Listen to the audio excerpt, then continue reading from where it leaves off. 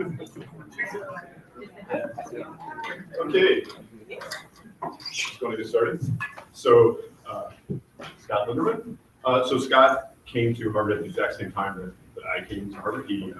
So we both came in fall of 2001, and he took 281, the advanced machine learning course that I was just trying to figure out how to teach for that first semester, and I was very lucky to get to start working with Scott at that time when, in particular, when the sort of the final project that he did, in some ways, kind of, I think it was a little bit of a seed for some of the stuff we're going to hear about today. I feel very lucky because I think, since we've been here together this whole time, there's a sense in which I think we've both sort of tried to figure out, what it means to be a scientist. Scott is a grad student and me as a faculty member trying to sort of figure out how to do the kind of work that we wanted to do. And that's been a very rewarding thing.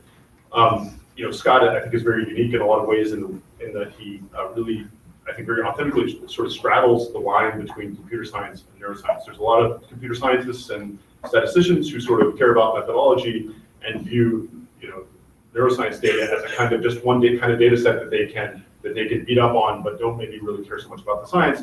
And then, of course, there are plenty of neuroscientists who are hesitant to innovate methodologically to solve the kind of problems that they care about. But Scott really does both of these things. He does methodological development in a way that cares deeply about the underlying scientific problems of neuroscience of the brain, and at the same time, is willing to innovate and bring to bear very sophisticated tools on this area. And moreover, I think he is one of the relatively small set of people who really appreciates the difference between computational neuroscience in the sense that sort of using computers and sort of CS methods to analyze neuroscience data, and separating that in some ways from the sort of fundamental questions about theoretical neuroscience as asking computational neuroscience questions in the sense of of understanding the way that the brain computes. And these are kind of two different things, and they're very complementary. But I think one of the things we'll hear about today is probably sort of trying to find the balance between these things and do interesting work along both dimensions. So let's welcome Scott today. By the way, format. So Scott will give a talk, and everyone is sort of welcome, of course, to ask questions either during, if that's Scott's preference, or at the end. And then we'll ask everyone but the committee to leave, and then the committee will have its way with Scott. All right. Thanks, Ryan. And yes, certainly interrupting throughout the questions. Thank you all for coming. This is obviously a really special day for me, and I'm so glad to be able to share it all with you. And as Ryan said, I'll be talking today about much of my thesis work, which is broadly characterized by developing Bayesian methods for discovering structure in large-scale neural data. And this is really an exciting time to be working on this problem area because neuroscience is undergoing what I call a data-driven revolution. And fomenting this revolution are advances, radical new technologies for measuring neural activity. So what I'll show you first here is a movie of a genetically modified neuron that's been modified such that when it's active, it actually fluoresces, it glows. And what we're seeing on top in the yellow trace is actually the fluorescence trace of this neuron. And down below in red, I'm showing you the electrical activity of this neuron, the membrane potential. And what you'll see is that the membrane potential every so often will emit these brief spikes. These are action potentials, and these are the way that neurons encode information, and they're the primary means by which neurons communicate with one another. So with these new technologies, we can look into the brain with high-powered microscopes and measure optically the activity of these cells. And moreover, we don't just do this one cell at a time. For some organisms, we can actually see essentially every neuron in their brain. So this is a picture of a larval zebrafish here. And the larval zebrafish is semi-transparent, so you can put a microscope on top and look into its brain and see basically all of its hundreds of thousands of neurons here. And when I play this movie, what you'll see is the activity of this brain progressing over time. And this activity, as we look at it, it clearly has much structure to it, much spatiotemporal correlations. And we can see that by eye, but it's not clear how we should make sense of this. So these types of new technologies provide an unprecedented opportunity to really look into the brain and try to make sense of this activity and understand neural computation, how sensory inputs are transduced into neural signals, and how those signals are then converted into overt motor behaviors. But it presents also an extraordinary challenge. How do we develop the computational and statistical tools to make sense of this type of data? And that's what my thesis has been about. So to provide some background, what might we do nowadays? What are some standard approaches to this? Well, in this example, the experimenters have identified by hand 11 regions of interest in this larval zebrafish's brain, and then they've looked at the aggregate activity of these different regions of interest, and they've correlated it. They found that some regions seem to be correlated with each other, and this has led to new discoveries about how this fish's brain works. Now, my question is, can we do better? Can we automate some parts of this so that rather than labeling things by hand, we can maybe discover different brain regions that seem to be functionally interacting or correlated, and can we provide richer descriptions of this data? The way I've been trying to tackle this problem is by taking a probabilistic approach. And this approach is an iterative process that begins by collecting data. That's what these new technologies enable us to do. But it also involves us as scientists constructing a probabilistic model for this data. And this model tries to instantiate our hypotheses about neural computation in the form of a probability distribution that tells us about the joint probability of latent variables or parameters, things like different neural types that might underlie the data, as well as the observed spike trains. Once we have these two things, the central component of this process is Bayesian inference. That is turning the crank, a combining model with data, to hopefully get some understanding of what parameters are most probable or consistent with this data. By looking into the posterior and analyzing it, we can often gain insights that suggest new hypotheses about what's going on with this data. However, this is not the end of the process. That's just the start of another iteration. Next thing we do is we criticize our model, we see where it falls short, and then we feed that back into a better model, hopefully, and potentially new data as well. And today I'll focus on two aspects of this, namely building more sophisticated models for neural data and then corresponding inference algorithms that allow us to efficiently interrogate the posterior distribution of model parameters for a given observed data set.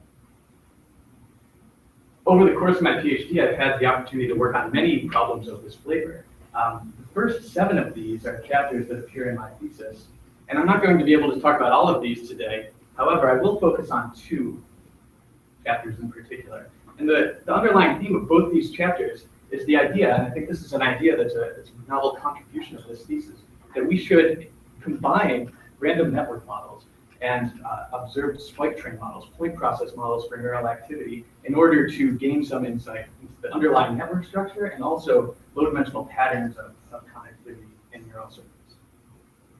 So to set the stage for this, the premise and the starting point is that we actually observe large populations of neurons simultaneously firing away.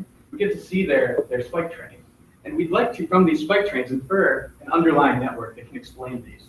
The edges of this network tell us how the activity of one neuron influences the future activity of another. They may be statistical relationships, or they may correspond to actual physical connections between cells.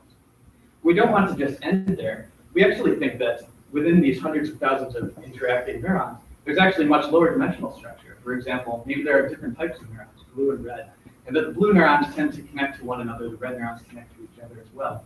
By looking at these latent types, for example, we might gain some insight into the underlying structure of this circuit. Now, as I said, the first starting point of this process is building a probabilistic model. And for us, a probabilistic model, as I said, is a joint distribution over networks and now spike trains as well. And this is going to decompose into 2 pieces, the first of which is a prior distribution over networks. And this is what expresses our hypotheses, our intuitions about how different or how likely different networks are. For example, this is where the idea that neurons have latent types that are more likely to interact with one another might come into play. The second piece, of course, is linking this network to the observable spike trains. And this is done in the first half of this talk with the Hawkes process likelihood. It gives us a way to reason about mutually simultaneously recorded collections of spike trains given an underlying. I'll start by talking about different hypotheses that we might encode in this random network prior. So the first thing to realize is that networks can be viewed equivalently as matrices. So I'll often show either the network or the corresponding matrix associated with it. Now, the matrix, the way that we'll represent it is actually as an element-wise product of 2 matrices. The first is this binary adjacency matrix. The entries are 0 or 1. And they tell us whether or not there's a connection from one neuron to another. If there is a connection, then the strength of that connection, which is indicated by the color and the width of the edges on the left-hand plot, is going to be indicated by the absolute or by the value of this real value weight matrix in the corresponding location. So, for example, in this network here, there's a strong connection from neuron 4 to neuron 5. That corresponds to a 1 in the corresponding row and column of the adjacency matrix, and a strong positive weight in the corresponding entry of the weight matrix. So when it comes to modeling networks or placing prior distributions on networks, we can think of that equivalently as placing distributions on weighted adjacency matrices. So perhaps the simplest starting point to this, the standard approach, I would say, in most of existing analyses, is to actually say that every connection exists. All neurons are connected to each other. All we wish to infer are the weights of those connections. However, we can immediately improve on this by saying that perhaps this network is sparse. In most cases, we actually expect that not all neurons are interacting with one another. So a Bernoulli model, or also known as an Erdős-Rényi model, tries to capture this intuition. And if you're fluent in this field, this would correspond to like an L0 regularization penalty on weights. However, as I've been saying, we actually wish to incorporate more structure into these network models. For example, perhaps there's two types of neurons, here illustrated as squares and circles. Squares tend to interact with one another, circles with each other. This is all probabilistic, however, so this is really giving us a distribution over these block-structured matrices. This is called a stochastic block model. The final type that I'll talk about in this talk is something called a latent distance model, which says that actually neurons have an embedding in some latent space, for example, in 2D space. And what governs the probability of interaction is the distance between neurons in this space. So these give us sort of building blocks for composing rich models of connectivity. And of course, we can do the same thing for the weight matrices. So an independent Gaussian model says all the weights are independent of one another, whereas a block model might say that the weights are correlated between neurons of the same type. And similarly with the distance model here. In this example, neurons that are nearby tend to have positive excitatory weights between them, and far apart neurons tend to have inhibitory weights. Now, this is just a sampling of really a vast body of literature on random network models. And these are all things that we can build on and incorporate as we try to build out flexible and expressive models for connectivity. Many of these models can actually be unified under a really nice and elegant theory known as the Albus-Huber theory. I won't talk too much about that today, but I'd be happy to talk about it afterward if anyone's interested. So now we have a collection of building blocks that we can use to compose these random network models. The second piece, as I've said, is that we need to connect these networks to the actual spike trains that we observe. And so one way of doing that is via these Hawkes processes. But before jumping right into Hawkes processes, I need to set the stage and provide a little bit of background on Poisson processes, which are the building blocks by which we will compose these Hawkes processes. So a Poisson process is probably the first stochastic process that you would encounter in statistics course. It gives us a distribution over spikes, and it's characterized by the spiraling rate, lambda of t here. And it has two really interesting and unique properties. First, the number of spikes that you'll see in a particular window of time is Poisson distributed, and the mean of that Poisson distribution is the area under this curve. So for example, in this little red region here, the area under that curve is the expected number of spikes that you'll see. Moreover, non-overlapping intervals of time are independent of one another. This is a really fundamental property of Poisson processes. It also has a nice characteristic, and this is something you have to store away because we're going to draw on this later in the talk, called the Poisson superposition principle. So the Poisson superposition principle says that if you have two independent Poisson processes and you add together their rates to get a joint rate of these, that itself will also be a Poisson process. And we can actually go both ways. If we have a rate function that's the sum of independent rates, then we can decompose that or thin it into two independent Poisson processes. Now, as I said, this non-overlapping time intervals being independent is a fundamental property of Poisson processes. And it's actually not something that we wish to have for our models, because we actually wish to describe neural activity, the spike counts that we see at one time, in terms of the activity of other neurons in preceding times. So this is actually a major limitation to using these models in practice. And so the Hawkes processes will be what address that. So let me show you one example of how this is a problem. So if we were to simulate a Poisson process, what would you do? Well, as I said, the number of events that you'll see is Poisson distributed, and the number of events is going to be just the area, and the expectation will be the area under this rate function. We independently sample these spike times here. And as I was saying, this independence of spike times is the thing we wish to improve upon.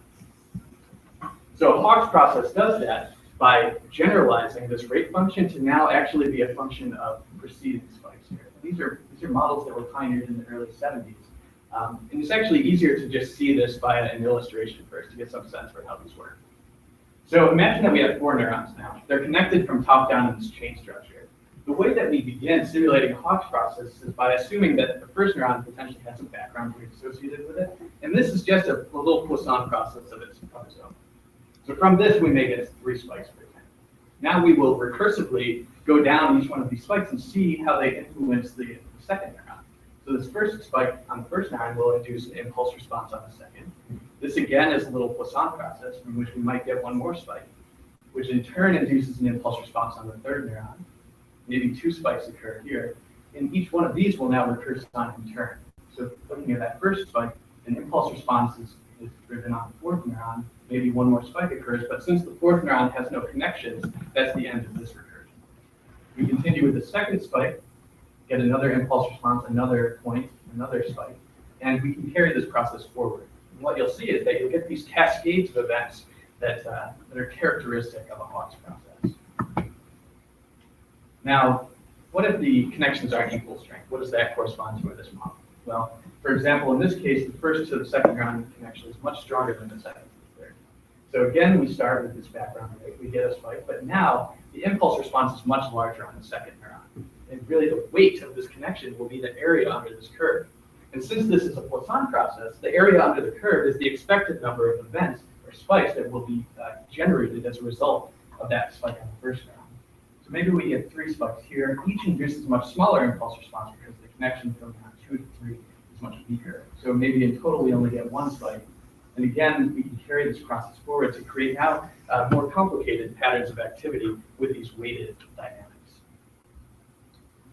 So where does the network come in? How do we build the network model into this? Well, we're going to model these impulse responses, which are functions of time interval, or time elapsed since the originating spike. And for example, in this case, we have an impulse response from neuron N to neuron N prime. And we'll say it's the product of 3 things. The first is this weighted adjacency matrix here. So A from N to N prime tells us whether or not a connection exists. W tells us how strong it is. And H bar over here is a normalized impulse response that just tells us about the influence of these spikes over the course of some time, subsequent time interval. So if W is greater than 1, then we'll expect more than 1 spike in expectation. If W is less than 1, then we'll expect fewer than 1 spike. So one key important property to note here is that the weights actually have to be non-negative. And I'll draw on this again when we get to the second part of the talk, because this is one of the features, but also the limitations of Hawk's processes. So let's see an example of this here. I walked through one example.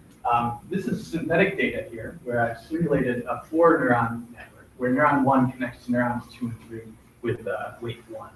And what I'm showing in blue are the underlying firing rates. So neuron 1's firing rate is constant because nothing's feeding into it, same with neuron 4. But the firing rates of neurons 2 and 3 are the sum of all these preceding impulse responses. So it has this very interesting, complex, time-varying pattern of activity here. Now, of course, we as practitioners don't get to see these firing rates. We just get to see the spikes. And our question is, how can we reason about the networks that are most likely to have given rise to that pattern of spikes? And this is where Bayesian inference will come in. As I said, this is the central component of our process. So Bayesian inference tells us how to reason about the posterior distribution over networks in terms of things that we can, in terms of this probabilistic model here. So in the numerator, we have the joint probability from before, but in the denominator, we have actually now this collection of spikes, this probability of spikes, integrating out all the possible networks that could give rise to it. And unfortunately, this denominator is going to be something that we can't in general compute. However, for some operations, we can still get by here. So for example, if we just wanted to find the most likely network, well, that's optimizing its posterior distribution over the space of networks. And that doesn't depend on the denominator here.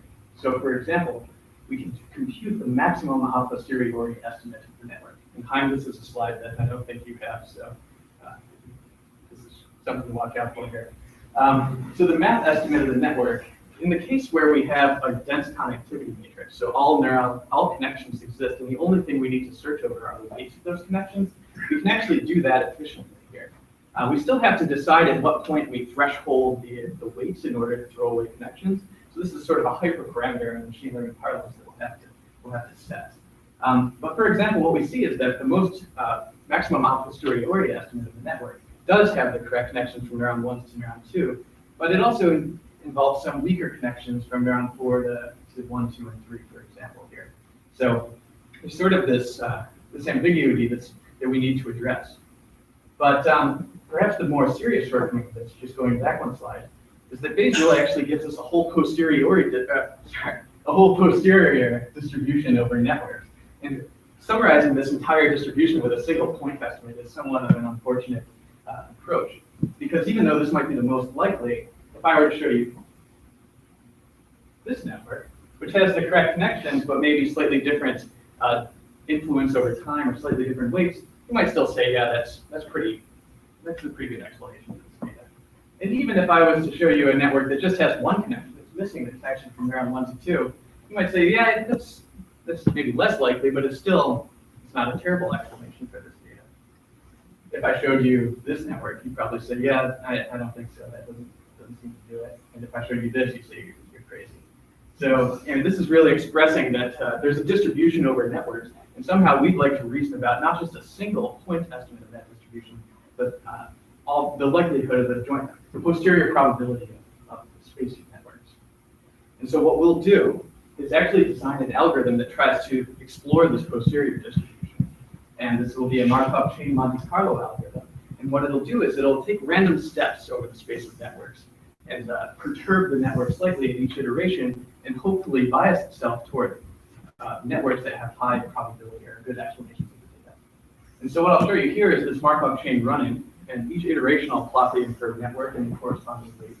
It'll start off in this network that we just said is a really bad explanation, but you'll see that after about 20 iterations, it gets to a pretty good assignment, and then it just starts adding and removing connections that are potentially less likely, but still good explanations.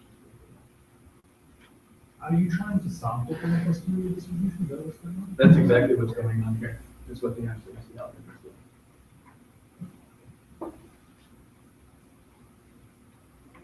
And so once we've run this algorithm, we now have many samples, as Thomas said, samples from the posterior distribution. Or if we were to run this infinitely long, they would be samples that are exactly from the posterior distribution.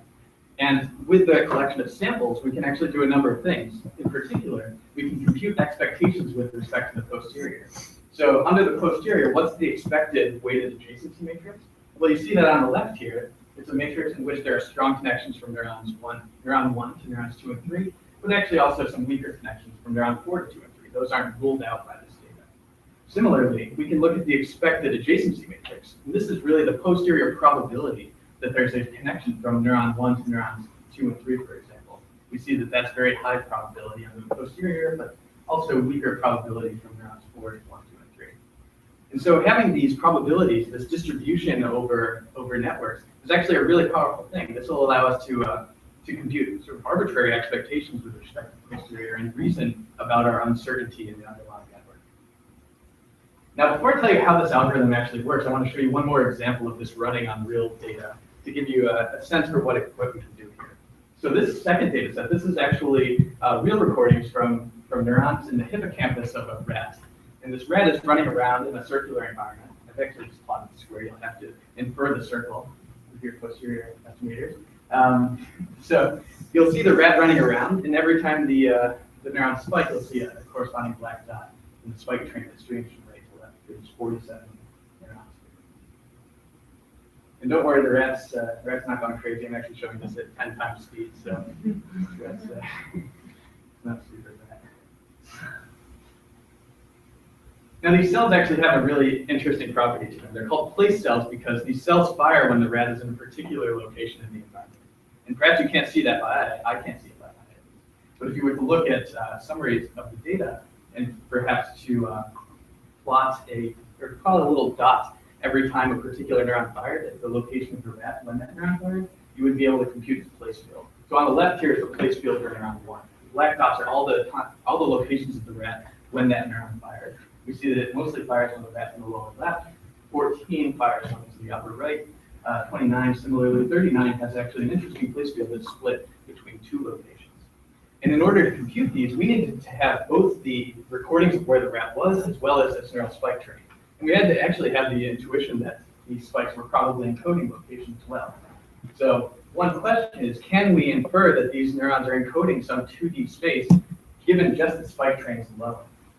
So I'll give you some sense for how we might do that. I'm showing the true place fields on the left here for all 47 neurons. I've plotted the dot at the center of the place field, and the size of the dot is telling us about the variance of the place field. So bigger dots are neurons that seem to have wider place fields or are potentially less precise encoders of position. And so our intuition might be that if a neuron with a place field in, say, the lower left is firing, that a neuron with a place field nearby is likely to fire shortly thereafter because the neuron's moving in a continuous way through space. So one way to potentially capture that intuition is by saying that maybe there's a latent distance model. Maybe neurons have some underlying two-dimensional location, and we can infer that location. And if we knew the locations, then it would tell us about the probability that these two neurons are interacting or functionally connected to one another. And indeed, that's exactly what we're able to do. So again, true place fields on the left, color-coded for identification. And here are the inferred weights where I've sorted them by their location. We see that the weights are very strongly clustered along the diagonal, which means that the neurons that are nearby to one another are sedatorily connected in its functional sense. And similarly, using this latent distance model, we're able to find an arrangement of cells in 2D space such that nearby cells are much more likely to interact with one another. That's what the dense probability, or dense high probability regions along the diagonal are showing. So what do these inferred locations actually look like? Well, remember, this is a latent distance model, so I could take a location and I can rotate it, and that won't change the probability of connection. So what I've done here is I've taken each sample of locations under the posterior, I've rotated it to best align with the true place field. And what you see is that the mean under the posterior actually recovers to a very accurate degree the true place field layout. We see red, yellow, green, blue, purple, kind of spiraling here. And just to convince you that this isn't exactly this isn't just a trivial thing that would pop out of any analysis, I'm also showing you the inferred locations with the PCA model, which takes the neural spike trains. I've actually smoothed them to make them look a little bit more continuous and fit the PCA assumptions a little bit more closely. But then running PCA on that, what you see is that the inferred embedding still doesn't really capture this 2D layout very well. Can I ask a question, please? Yeah. What are the colors here? Yeah, so the colors they're false colored, and they're colored so that you can identify the neurons from one plot to the next. Okay. Thanks. Now again, we don't just have point estimates of these locations, we actually have a whole posterior distribution over them. And I'll visualize that by looking at 4 neurons at a time here. So in the top are the true place fields, in the bottom are the rotated location samples, and we see that the spatial layout and arrangement of these place fields is maintained in the posterior distribution.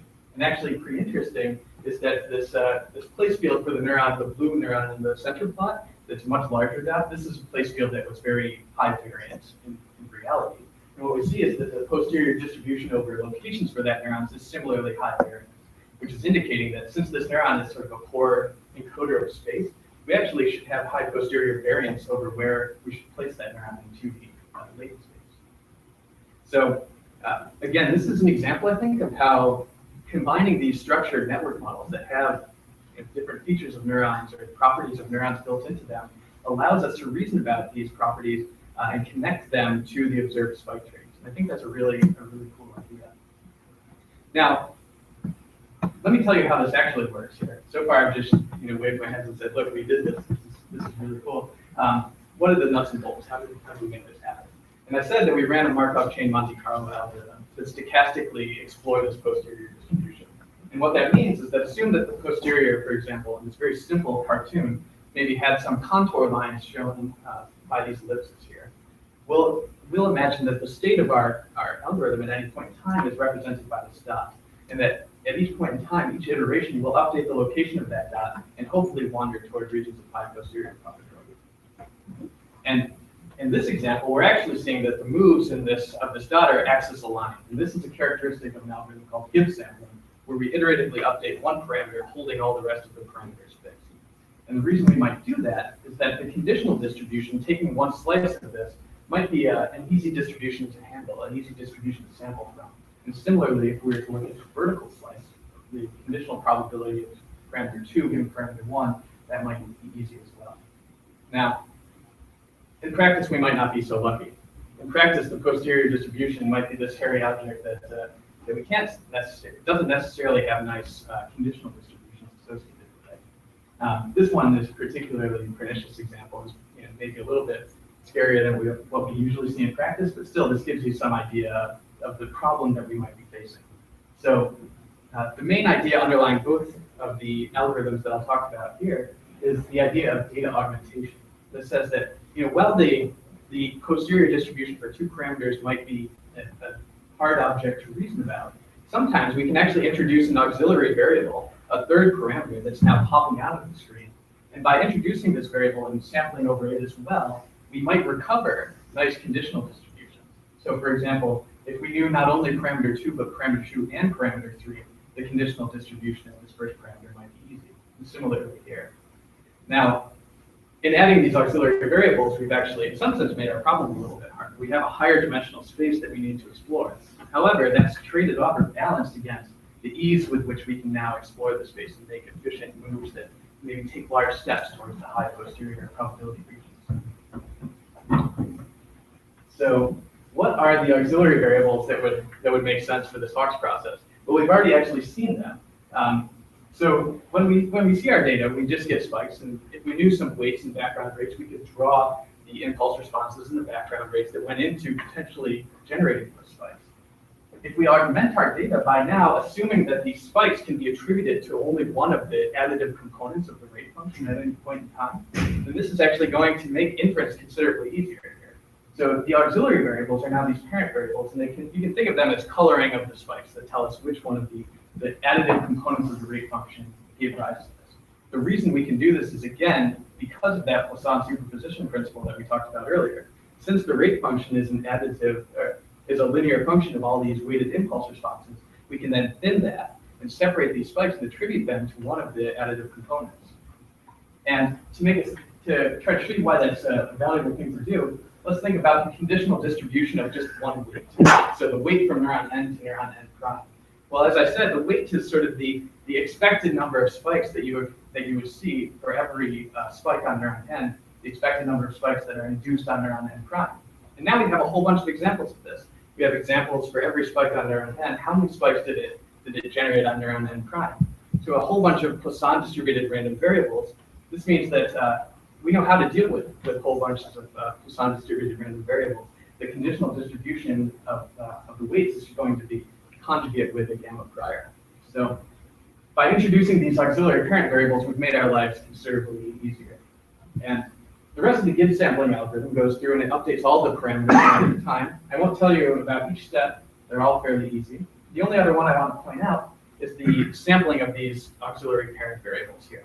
And these, again, are going to be really easy to sample from. When it comes time to attribute a spike to either an impulse response or the background rate, we do so by just looking at the relative amplitude of the impulse responses in the background rate at the time of that spike.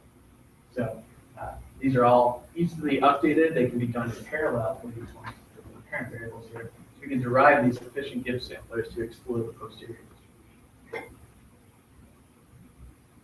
Now, so far I've been talking about neurons and applications in neuroscience, but it should also be clear that if neuroscience isn't really your thing, and I think some of you might fall into that category, that these same methods would apply more broadly. So for example, in social network analysis, many data says that we actually have the same flavor. So for example, maybe we see a whole bunch of tweets from one character to another, and maybe these tweets induce responses from neighbors in the social network. Moreover, maybe there's actually sub-networks of characters that seem to be communicating with each other, so these networks might be similar to visual construction. And if we roll this activity out in time, it looks very much like a point process. Now with these additive or these extra pieces of information for each spike here, some textual content, for example. So these same sort of ideas can be used in this context as well. We've also looked at examples where we have trades on the S&P 100. And so in this movie, I'm showing you the activity progressing over time. And each time one of these dots lights up, it means that there's been a significant change in the price of the corresponding stock. And so you might ask, does the activity of one stock influence the future activity of another? Are these things correlated? Can we explain this with a Hawkes process with interest in latent network structure? And the last example, and another one that we've looked at, is gang violence in the city of Chicago. So now this isn't just temporal activity, it's actually spatiotemporal activity in which we have events which unfortunately are homicides now occurring in space in a particular location in the city, but also at a particular time. And so you might hypothesize that this has similar dynamics. So a gang-related homicide might beget a future retaliatory event in our data set. Now, I've shown you all sorts of really interesting things that we can do with Hawkes processes, but as I said, there's some limitations to them. And the limitations actually arise from the linearity assumption of the Hawkes process. That linearity assumption was crucial to our inference algorithm. That's what allowed us to leverage this Poisson superposition principle. But it's also the same thing that precludes us from having inhibitory relations between two neurons. Because if you had inhibitory relations, the obvious way to implement that would be with a negative weight. If you had negative weights, as those add up, you might get a negative firing rate, which would invalidate our assumptions. There's some other limitations as well. I mean, it assumes implicitly that there are these Poisson dynamics associated with spiking. And moreover, the complexity of inference is actually scaling, in the worst case, quadratically with the number of spikes. Because for each spike, we have to scan through preceding spikes to figure out which one originated from. So the second part of the talk is actually trying to address some of these challenges. And this is ongoing work with Ryan and also with Jonathan Pillow at Princeton, where we've been trying to use the similar ideas, incorporating network structure with models for spiking given an underlying network, and developing alternative Bayesian inference algorithms to tackle this problem. Unfortunately, we can actually draw on a lot of the work that we've already done here. So we can keep the random network priors basically intact. Well, now instead of using gamma distributions for the weights, we'll assume the weights can be positive or negative. We'll give them a Gaussian distribution. And then we'll plug in, instead of this Hawkes process likelihood, a nonlinear autoregressive likelihood. And what does this look like? Well, the story is basically the same as before. We start with incident spikes coming into a neuron. These get added up to now give rise to what I'll call an activation function. And this activation function with positive and negative weights can be either positive or negative function of time. In order to convert that into a firing rate, we'll pass it through this nonlinearity, this rectifying nonlinearity that'll turn this into a nonlinear function. For example, a sigmoidal function is a natural choice here. Once we have a firing rate, we're back in business. We can generate spikes accordingly. One other minor tweak that we'll make is that rather than thinking in continuous time, we'll instead think in terms of discrete time counts per some time bits here. And once we're in this regime, we can address the Poisson nature of spiking, and we can instead consider alternative observation model. If the time bits are small enough, we'll get either 0 or 1 spike, and a Bernoulli model is a natural choice. However, for larger time bits with potentially more than 1 spike, we can consider models like a binomial model or a negative binomial model. And the reason these are interesting is that they actually allow us to model a whole range of dispersion. So dispersion is the ratio of the variance and the mean. We can model things with over or under dispersion using a negative binomial or a binomial model respectively. Now, again, the problem is that inference becomes hard. So inference is hard because this activation is now this linear Gaussian distributed thing. And the counts that we observe are discrete. They're these discrete spike counts. So let me just try to illustrate this problem in the simplest example I can think of. So here we have just a Gaussian distributed activation. And from that activation, we observe a negative binomial number of spikes. And so on the left-hand side here, I'm plotting the prior probability in blue, the likelihood, which isn't a distribution over activation per se, it's a function of activation. But when we multiply these two things and normalize them, we get the posterior, which is shown in red here. And the posterior looks almost like a Gaussian. If it was Gaussian, then we'd be in business. That would be an easy thing to work with. But what I'm showing in black is the Laplace approximation, which is the best fitting Gaussian to this curve. And while it looks very close, what you can see when you plot this in log space on the right-hand side is that the black and the red curves actually diverge in the tails here. So in order to really model these tails in the posterior distribution correctly, we're going to need some alternative way of handling this problem. And again, the solution will be to augment our data with some auxiliary variables here. So the polygamma augmentation trick is one way of doing this, and it's a really neat trick for combining models which have linear Gaussian structure with discrete observations like Bernoulli or binomial or negative binomial models. So on top here, I'm showing you the marginal distribution over psi, which has these heavy tails, the activation side. And on the bottom, I'm showing you the joint distribution over psi and this auxiliary variable omega here. So the important property is that we integrate over the auxiliary variable, we recover the marginal that we care about. And moreover, if we look at this joint distribution and we take a slice through it, any horizontal slice is going to look like a Gaussian distribution. So again, we can work with Gaussian distributions. That's an easy thing for us to combine with our Gaussian prior.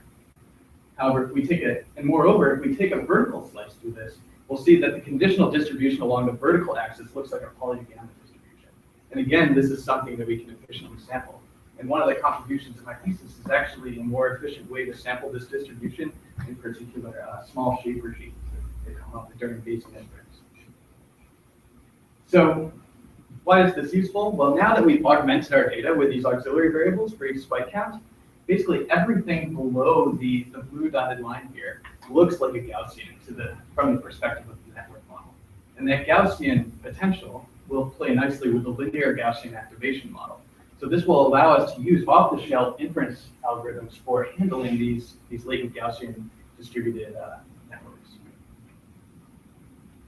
And to give you a sense for how we might put these models to use, the last example that I'll talk about is an application to retinal ganglion cells. So retinal ganglion cells are the third layer of cells in your retina.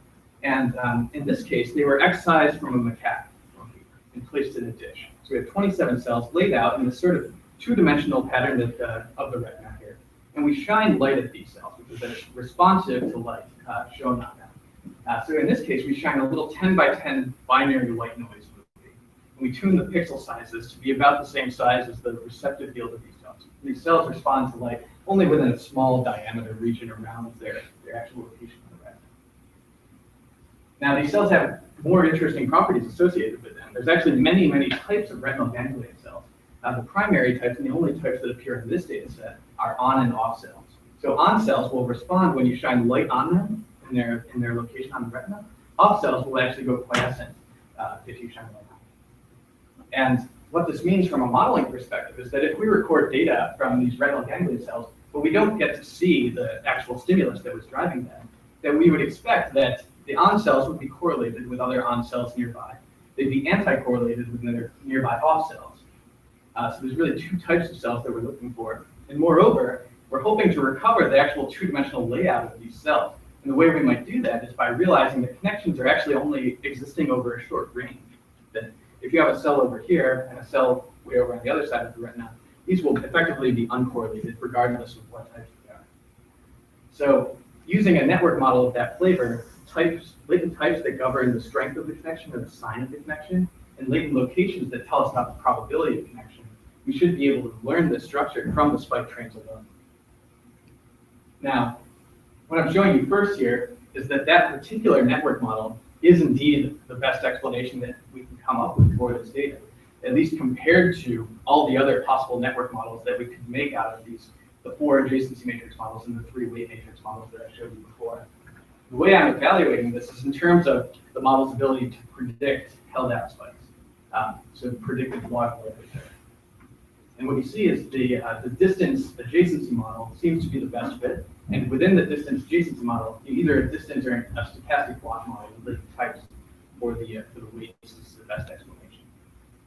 And if we look into the inferred locations under the distance model, what we see is that we're able to recover the 2D locations of these cells on the retina using the spike trains alone here. So the black outlined markers are the locations, the true locations of the cells, of receptive fields, which you could infer if you knew both the stimulus and the spike train. And in the semi-transparent markers, I'm showing you the posterior samples of locations. So the posterior samples of locations, again, have been rotated, and what you see is that they basically recover these true locations to a high degree of accuracy. And once again, this is confirmed by the fact that under the posterior, the distance between cells is highly correlated with the true distance, whereas the PCA model would give you distances that are highly uncorrelated. And the reason for that is, again, that the distance model is only affecting the probability of connection. It doesn't, in this case, depend at all on the sign of the connection. So this is an example of one way in which these network models really give us a leg up on sort of standard approaches. Now, just the final piece here is to look at the inferred network. So here I've sorted the cells by their type, off versus on, and within type I've sorted them by their location on the retina. And so what you see are these diagonal bands in the inferred network here.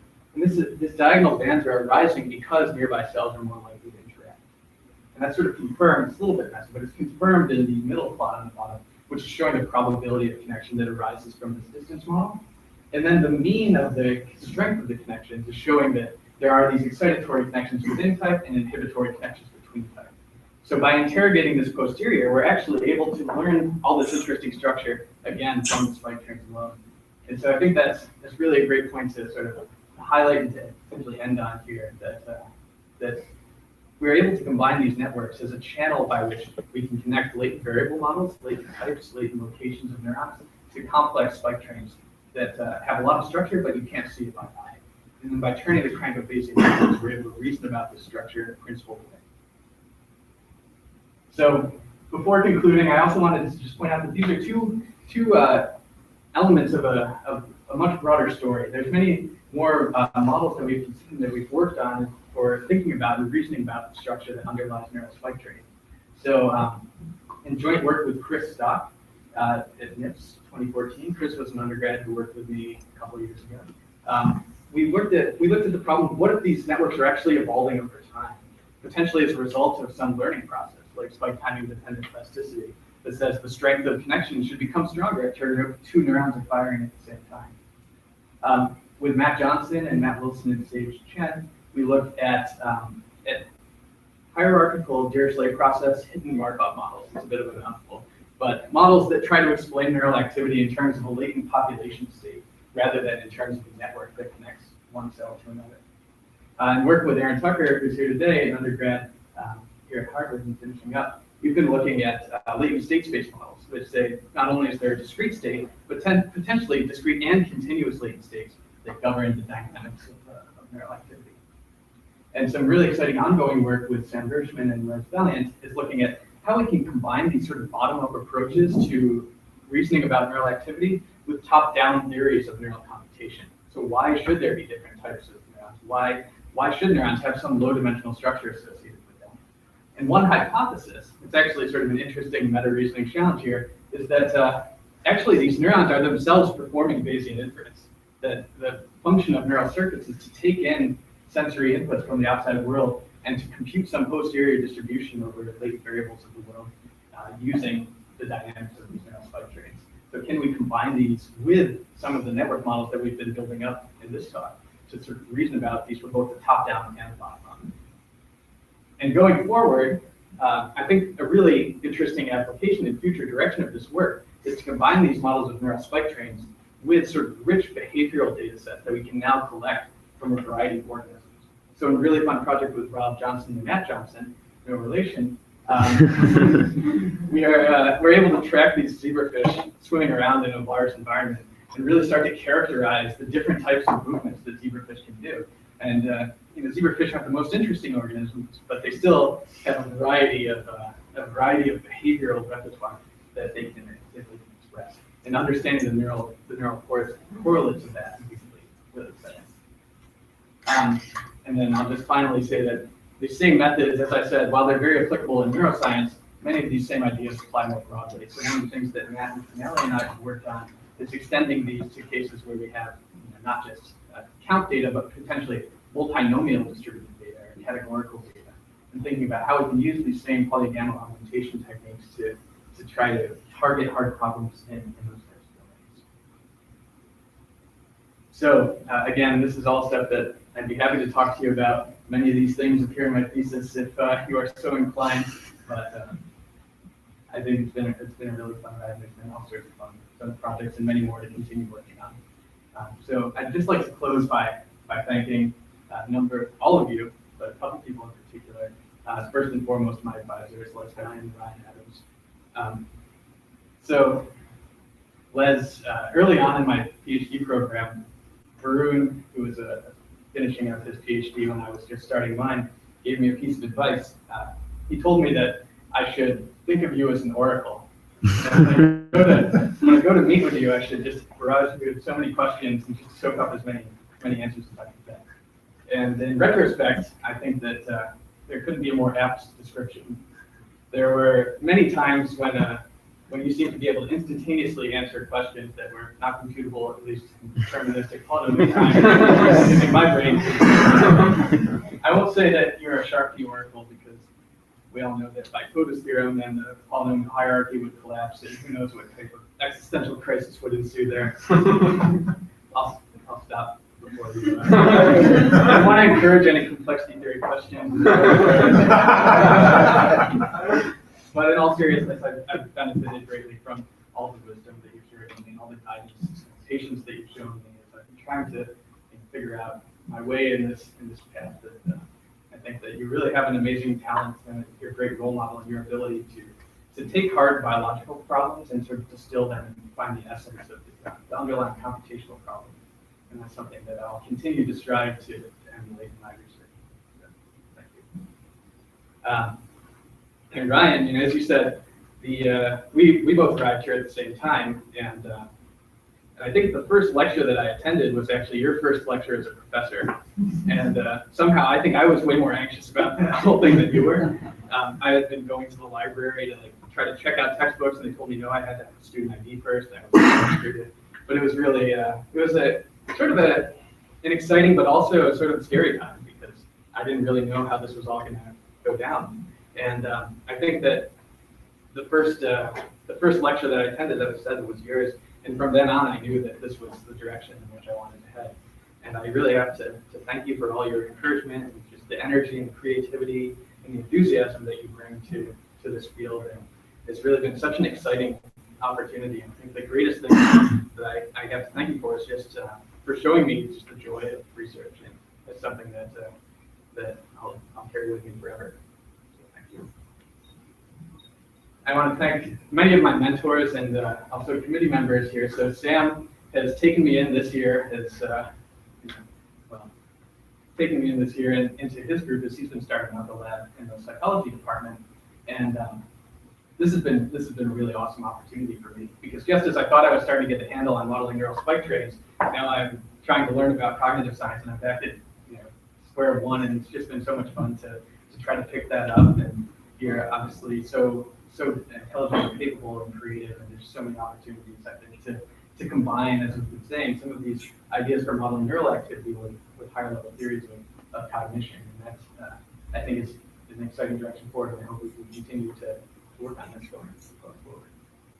Hein, who is joining us via Skype, he taught what is, by all objective measures, the best course I've ever taken, also one of the hardest. It was theoretical neuroscience. And it was actually an undergrad level course, even though I think it relied on a lot of, at least upper undergraduate or graduate level statistical mechanics.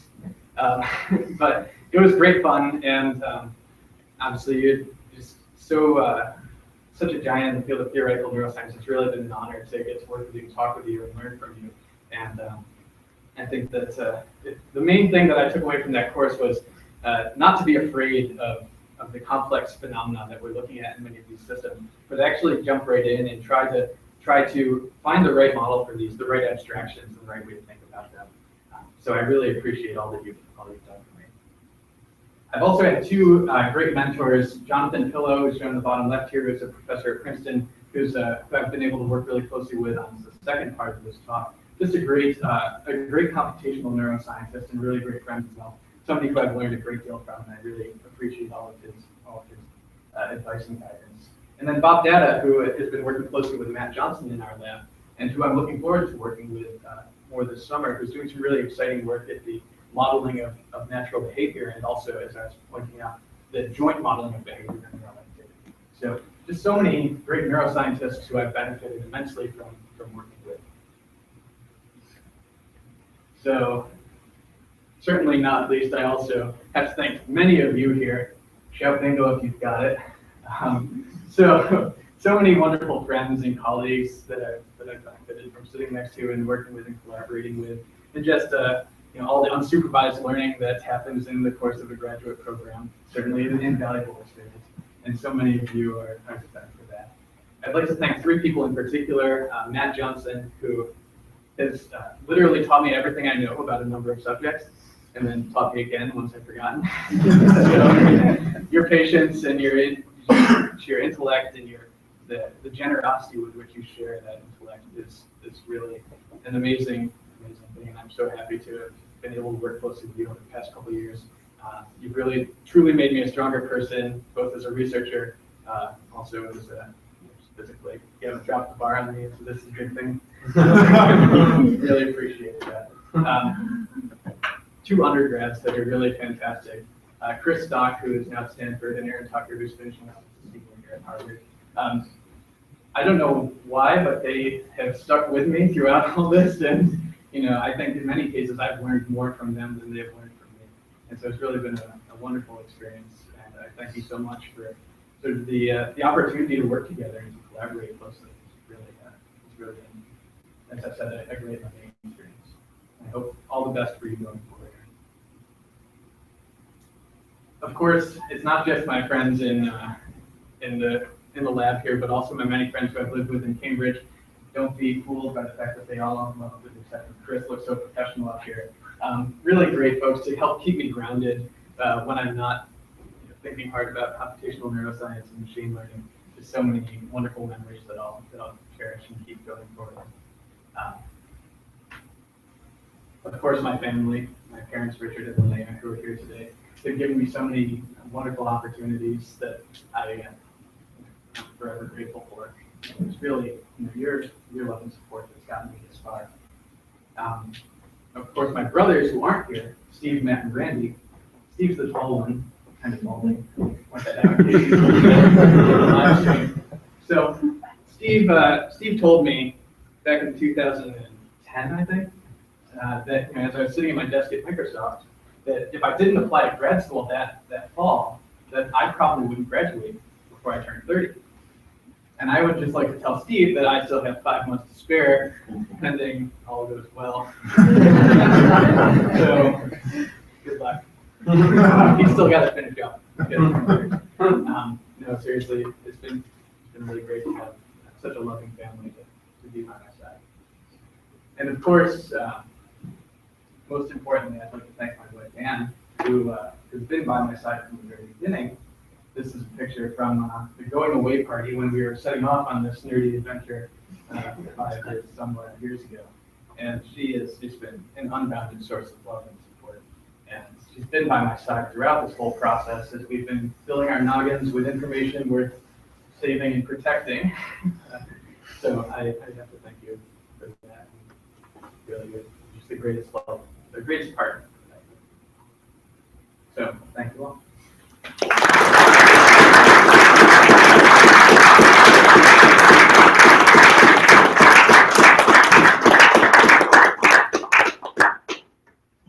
So we'll take questions from the sort of general audience before keeping you all out.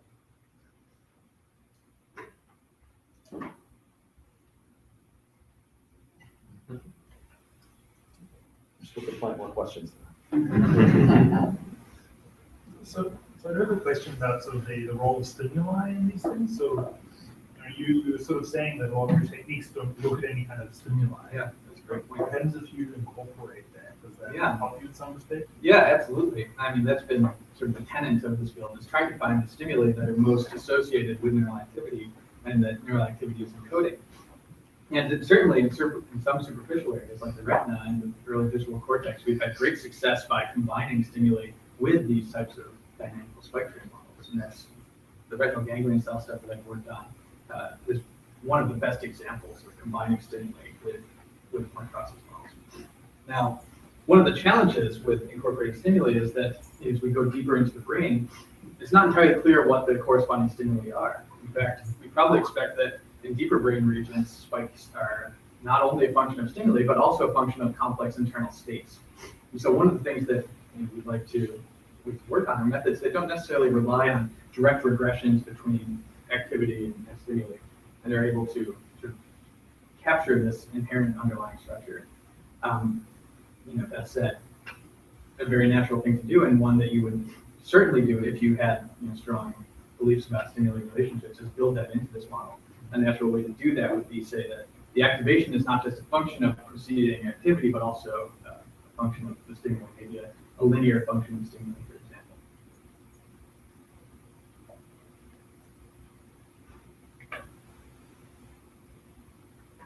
towards the end, you mentioned you started looking at trying to study the dynamics of brain networks.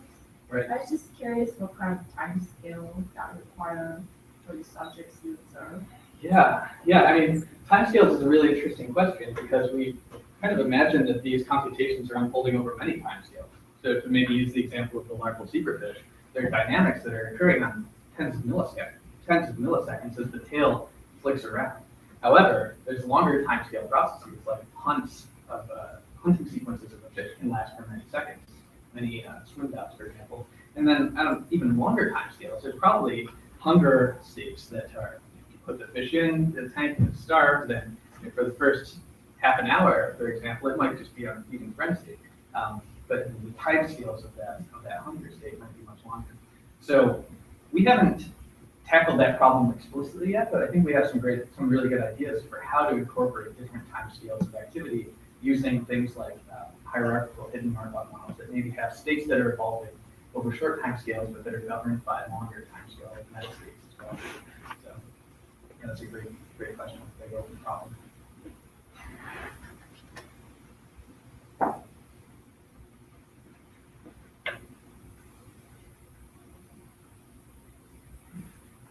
Okay, thanks, Gardner.